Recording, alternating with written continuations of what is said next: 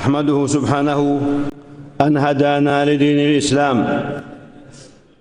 আল্লাহর ইবাদত এমন এক নিষ্ঠার সঙ্গে করবে যেন তুমি তাকে দেখছো, আর যদি তুমি তাকে দেখতে না পাও তবে জানবে আল্লাহ তোমাকে দেখছেন।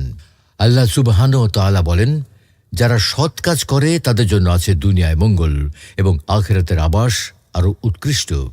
আর মুত্তাকিদের আবাস কতই না উত্তম। দিনের দ্বিতীয় স্তর হলো ঈমান, আর তা হলো মুখে স্বীকার করা, অন্তরে বিশ্বাস করা এবং অঙ্গ প্রত্যঙ্গ দ্বারা আমল করা, যা নেক আমল দ্বারা বৃদ্ধি পায় এবং পাপ কাজে দ্বারা সংকুচিত হয়। এর 70-এরও বেশি শাখা প্রশাখা রয়েছে, যার সর্বোচ্চ হল লা ইলাহা ইল্লাল্লাহ এবং সর্বনিম্ন হল রাস্তা থেকে কষ্টদায়ক বস্তু অপসারণ করা। আর লজ্জা হল ঈমানের একটি বিশেষ শাখা।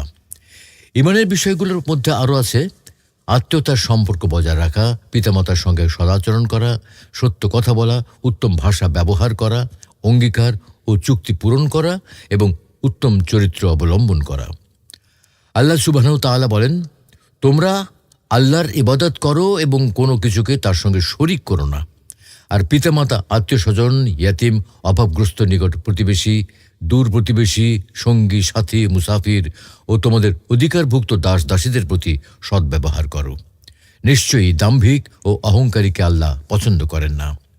আল্লাহ আরও বলেছেন, হে মুমিনগণ, তোমরা অঙ্গীকারসমূহ পূর্ণ করো। তিনি আরও বলেছেন, আর আমার বান্দাদেরকে বলুন তারা যেন এমন কথা বলে যা উত্তম। নিশ্চয়ই শয়তান তাদের মধ্যে বিভেদ সৃষ্টির উস্কানি দেয়। শয়তান তো মানুষের প্রকাশ্য শত্রু। আল্লাহ আরও বলেন, ভালো মন্দ সমান হতে পারে না। মন্দ প্রতিহত করো উৎকৃষ্ট দ্বারা, ফলে তোমার সাথে যার শত্রুতা আছে সে হয়ে যাবে অন্তরঙ্গ বন্ধুর মতো। আর এটি শুধু তারাই প্রাপ্য হবে যারা ধৈর্যশীল ও এর অধিকারী, এবং কেবল তারাই প্রাপ্য হবে যারা পরম সৌভাগ্যের অধিকারী। এছাড়া ঈমানের অন্তর্গত বিষয়গুলোর মধ্যে রয়েছে বিপদ আপদে ধৈর্য ধারণ, নিয়ামত লাভের সময় শুকরিয়া আদায় এবং গুনাহ ও অবাধ্যতার পর তওবা ও অনুশোচনা করা। আল্লাহ সুবহানাহু ওয়া তাআলা বলেন, ধৈর্যশীলদেরকে কোনো হিসাব ছাড়াই তাদের প্রতিদান পূর্ণরূপে দেয়া হবে। আল্লাহ আরও বলেন, আর স্মরণ করো যখন তোমাদের রব ঘোষণা দিলেন, যদি তোমরা শুকরিয়া আদায় করো তবে আমি অবশ্যই তোমাদের প্রতিদান বাড়িয়ে দেব। তিনি আরও ইরশাদ করেন, তোমরা তোমাদের প্রতিপালকের নিকট ক্ষমা চাও এবং অনুশোচনার পরে তার দিকে ফিরে এসো। তাহলে তিনি একটি নির্দিষ্ট সময় পর্যন্ত তোমাদেরকে উত্তম জীবন সামগ্রী ভোগ করতে দেবেন, আর অনুগ্রহ লাভের যোগ্য প্রত্যেক ব্যক্তিকে তিনি তার অনুগ্রহ দিয়ে ধন্য করবেন। ঈমানের স্তম্ভ হলো 6টি, আর সেগুলো হলো আল্লাহর উপর, তার ফেরেশতাদের উপর, তার কিতাবের উপর, তার রাসূলদের উপর, আখিরাত দিবসের উপর এবং তাকদীরের ভালো মন্দের উপর ঈমান আনা। আল্লাহ তাআলা বলেন, বরং সৎকর্ম হলো ওই ব্যক্তির আমল যিনি আল্লাহ, শেষ দিবস, ফেরেশতাগণ, কিতাব ও নবীদের প্রতি ঈমান আনে। আল্লাহ সুবহানাহু ওয়া তাআলা আরও ইরশাদ করেন, নিশ্চয়ই আমি সব কিছু সৃষ্টি করেছি নির্ধারিত পরিমাপে। আর ঈমানের মাধ্যমে দুনিয়া ও আখিরাতের কল্যাণ লাভ করে মুক্তি ও সাফল্য অর্জিত হয়। আল্লাহ তাআলা বলেন, আল্লাহ মুমিন পুরুষ ও মুমিন নারীকে প্রতিশ্রুতি দিয়েছেন জান্নাতের, যার তলদেশ দিয়ে প্রবাহিত হবে নহরসমূহ, যেখানে তারা চিরস্থায়ী হবে। আরও ওয়াদা দিয়েছেন স্থায়ী জান্নাতসমূহের উত্তম বাসস্থানের, আর আল্লাহ সন্তুষ্টি সর্বশ্রেষ্ঠ এবং এটাই মহা সাফল্য। আল্লাহ আরও ইরশাদ করেন, যারা ঈমান এনেছে এবং তাদের ঈমানকে জুলুম তথা শিরক দ্বারা কলুষিত করেনি, নিরাপত্তা তাদেরই জন্য এবং তারাই হেদায়েত প্রাপ্ত। আল্লাহ আরও বলেন, নিশ্চয়ই আমি আমার রসুলদেরকে এবং যারা ঈমান এনেছে তাদেরকে সাহায্য করব দুনিয়ার জীবনে এবং সেদিন যেদিন সাক্ষীগণ দাঁড়াবে। কাজেই আল্লাহর প্রতি ঈমান আনয়ন করার মধ্যে অন্তর্ভুক্ত হয় প্রতিপালক হিসেবে, সৃষ্টিকর্তা হিসেবে, জগতের পরিকল্পনাকারী হিসেবে এবং উত্তম গুণাবলী ও সুন্দর নামের অধিক হিসেবে তার প্রতি ঈমান আনা। তোমাদের রব সেই আল্লাহ যিনি আসমান ও জমিন 6 দিনে সৃষ্টি করেছেন, অতঃপর আরশে উঠেছেন। তিনি দিবসকে রাত্রি দিয়ে ঢেকে দেন এবং সেটি দ্রুত বেগে রাতকে অনুসরণ করে, আর তিনি সূর্য, চন্দ্র ও তারকারাজিকে তার আদেশের অনুগামী হিসেবে সৃষ্টি করেছেন।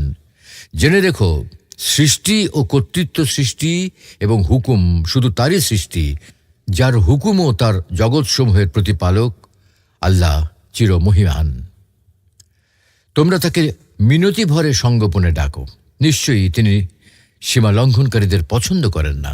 আর তোমরা সংশোধনের পর পৃথিবীতে বিশৃঙ্খলা সৃষ্টি করো না, এবং ভয় ও প্রত্যাশা নিয়ে তাকে রাখো, নিশ্চয়ই আল্লাহর রহমত নিকটবর্তী। আমরা সম্মানিত ফেরেশতাদের প্রতি ঈমান আনি।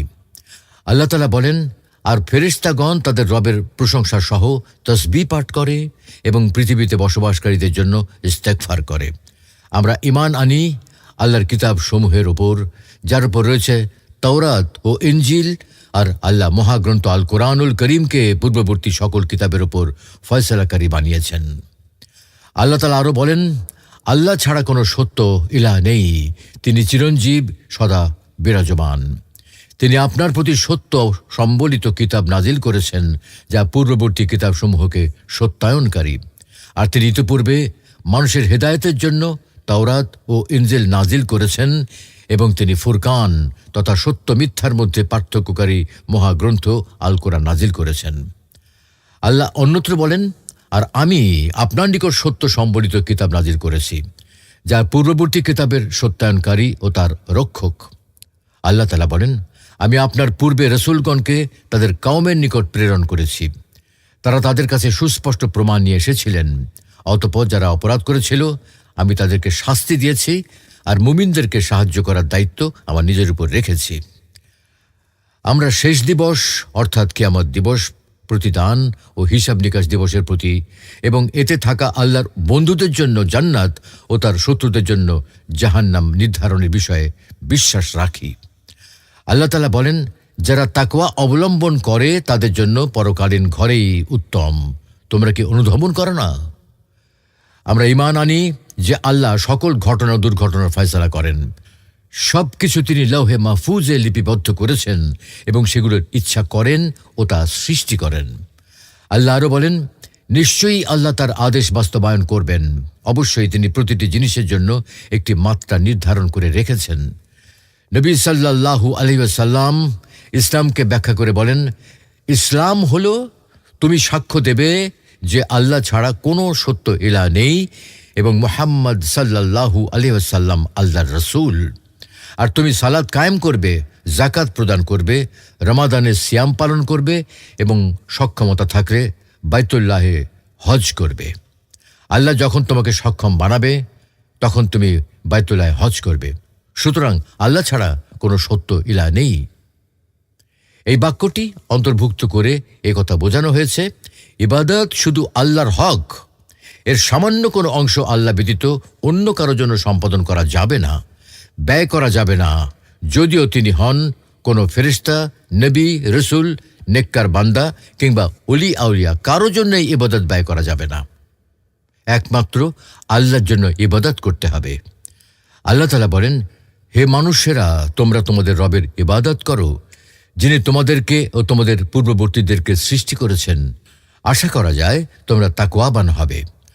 অন্যত্র আল্লাহ বলেন, আপনি আল্লাহর সাথে আর কাউকে ডাকবেন না, অন্যথায় আপনি শাস্তিপ্রাপ্তদের অন্তর্ভুক্ত হবেন। আল্লাহ তাআলা অন্যত্র বলেন, বলুন হে কিতাবীগণ, তোমরা আমাদের ও তোমাদের মধ্যে একটি অভিন্ন কথায় এসো, একটি অভিন্ন কথায় একমত হও যে আমরা আল্লাহ ছাড়া আর কারো ইবাদত করব না, তার সাথে কাউকে শরীক করব না এবং আল্লাহর পরিবর্তে কেউ কাউকে প্রভু বানাবো না। যদি তারা অসম্মত হয় তাহলে বলুন, তোমরা সাক্ষী থাকো, আমরা মুসলিম।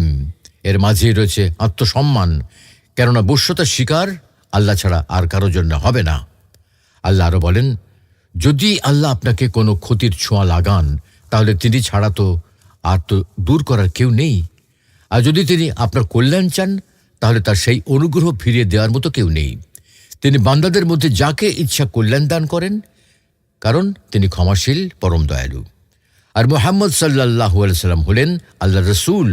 এই সাক্ষ্য অন্তর্ভুক্ত করে তার আদেশ পালনে আনুগত্য করা, তার আনিত সংবাদে তাকে সত্যায়ন করা এবং তার রবের ইবাদতের ক্ষেত্রে তার দেখানো পদ্ধতিতে চলা, এই সবই অন্তর্ভুক্ত করা হয়েছে। কাজেই আল্লাহর ইবাদত করা হবে শুধু সেই পদ্ধতিতে, আল্লাহর ইবাদত শুধু সেই পদ্ধতিই করতে হবে যা রাসূল সাল্লাল্লাহু আলাইহি সাল্লাম নিয়ে এসেছেন। রসুল সাল্লাল্লাহু আলাইহি ওয়াসাল্লামের তরিকা অনুযায়ী ইবাদত করতে হবে। আল্লাহ সুবহানাহু ওয়া তাআলা বলেন, তোমাদের নিকট তোমাদের মধ্য হতে একজন রসুল এসেছেন, তোমাদের কষ্টকর বিষয়ে তার জন্য দুঃসহ, তিনি তোমাদের ব্যাপারে আগ্রহী, মুমিনদের প্রতি তিনি স্নেহপরায়ণ, রহমদিল। আল্লাহ তাআলা বলেন, অতঃপর কোনো বিষয়ে তোমাদের মধ্যে মতভেদ ঘটলে তা উপস্থাপিত করো আল্লাহ ও রসুলের নিকট। যদি তোমরা আল্লাহ ও আখিরাতে ঈমান এনে থাকো, এই পন্থাই উত্তম এবং পরিণামের শ্রেষ্ঠতম। মুহাম্মদ সাল্লাল্লাহু আলাইহি ওয়াসাল্লামের ওপর প্রেরিত রিসালাতের শিক্ষায় রয়েছে, এটি উম্মার মধ্যে বিরোধ দূর করে এবং শরীয় জ্ঞানের উৎসকে একীভূত করে। এর মাধ্যমে ইবাদতগুলো একত্রিত হয় এবং সেগুলো পালন পদ্ধতিতে ভিন্নতা দূর হয়।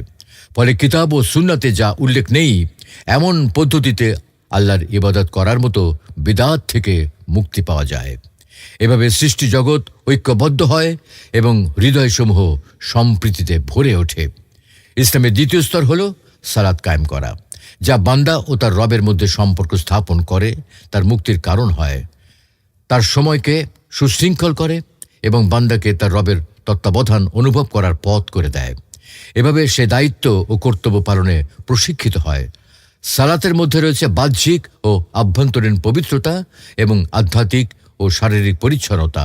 আর জামাতে সালাত সমাজের বন্ধন দৃঢ় করে এবং পরস্পরের মধ্যে ভালোবাসার সৃষ্টি করে।